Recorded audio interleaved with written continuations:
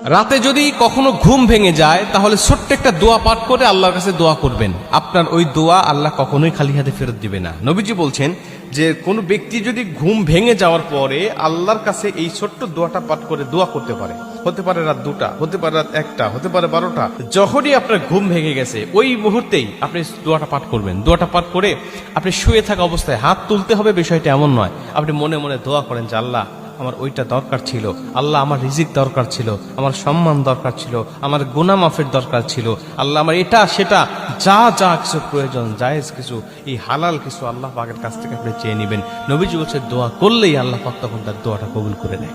আর আরো ভালো হয় যদি আপনি ঘুম ভেঙে যাওয়ার পরে 2টার সময় আপনার ঘুম ভেঙে গেছে, আপনি উঠে যান, উঠে গিয়ে ওযু করে আপনি 2 রাকাত তাহাজ্জুদ নামাজে দাঁড়িয়ে যান। কারণ নবীজি বলছে যে ওই সময় কিছু চাইলেই আল্লাহ দোয়া কবুল করে। আপনি ঘুম ভেঙে যাওয়ার পরে দোয়াটা করলেন, দোয়াটাও কবুল হয়ে গেল, আর আপনি ওযু করে তাহাজ্জুদ পড়লেন, তাহাজ্জুদ নামাজটাও কবুল হয়ে গেল। নবীজি বলছেন কোন ব্যক্তির যদি একটা সেজদা কবুল হয়ে যায়, 1 রাকাত নামাজ যদি কবুল হয়ে যায়, ওই একটা সেজদা তাকে জান্নাত পর্যন্ত পৌঁছায় দিবে।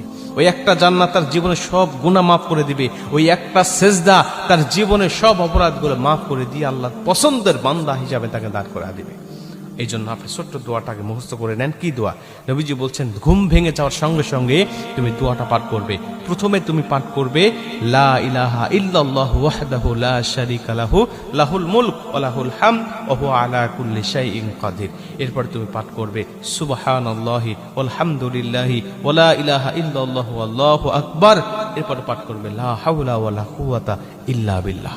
এই দোয়াটা কিন্তু আমরা ভেঙে ভেঙে, এখানে 3টা দোয়া একসাথে করা হয়েছে, ভেঙে ভেঙে কিন্তু আমরা সবাই জানি, এটা কিন্তু আমাদের মুখস্থ আছে। লা ইলাহা ইল্লাল্লাহু ওয়াহদাহু লা শারীকা লাহু লাহুল মুলক ওয়া লাহুল হামদ ওয়া হুয়া আলা কুল্লি শাইইন কাদির। আমরা সবাই কিন্তু ফরজ নামাজের শেষে ওই সুবহানাল্লাহ